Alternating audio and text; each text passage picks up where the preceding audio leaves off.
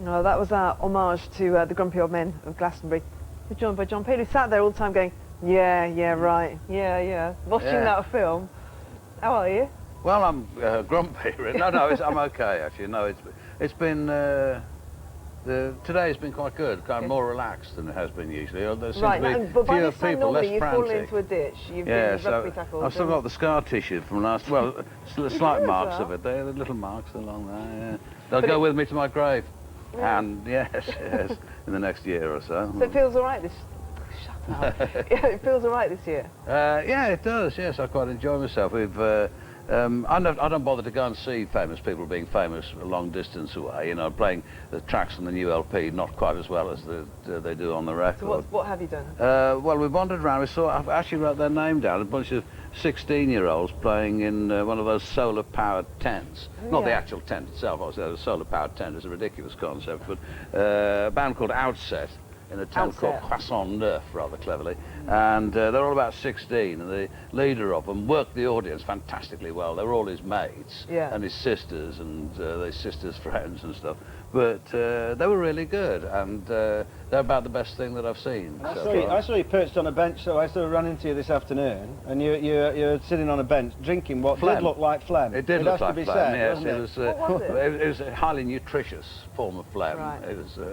It would have to have something going for it. Nutrition, because it didn't look an attractive proposition, did it? It's true, No. So, have you bought anything yet? Because I know you like to buy things too. There's a fantastic wooden scorpion for sale. I mean, huge. And I always... Well, how huge? Well, the size of this? No, I mean the size of this room, which obviously the audience can't see, but it is gigantic. Right. Made by 4 people. And Small wedding marquee. And it's... how much? Well, it's an auction. Oh, and in the past, I've bought things here and taken them home and placed them somewhere in the house so that my wife would discover them with a thrill of excitement and come down and rain kisses on my eager upturned face. And the last one I brought home, she shouted from upstairs. She said, "This is a joke, isn't it?"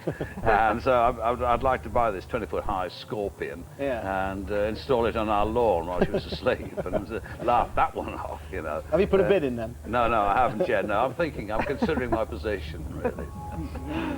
Okay. Lanterns, there seems to be plenty of shops selling lanterns. A lot of shops, and candles and stuff like that. It is a bit, so, you know, there's... Do you go for any of this hands-on treatment? Do you go to the healing fields? Never have any? I'm not having anybody touching me.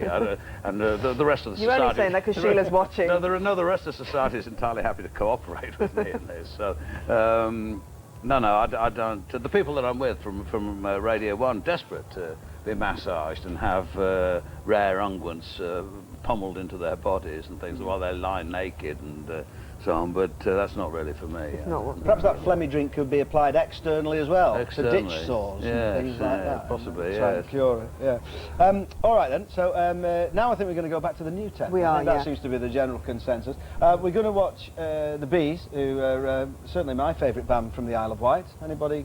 Any bands on? No, I can't beat that. No. And apparently digital viewers can experience the thrill of pressing their red button at some point during this if they want to see more of the Bees. So anyway, here's some of the Bees for everybody anyway.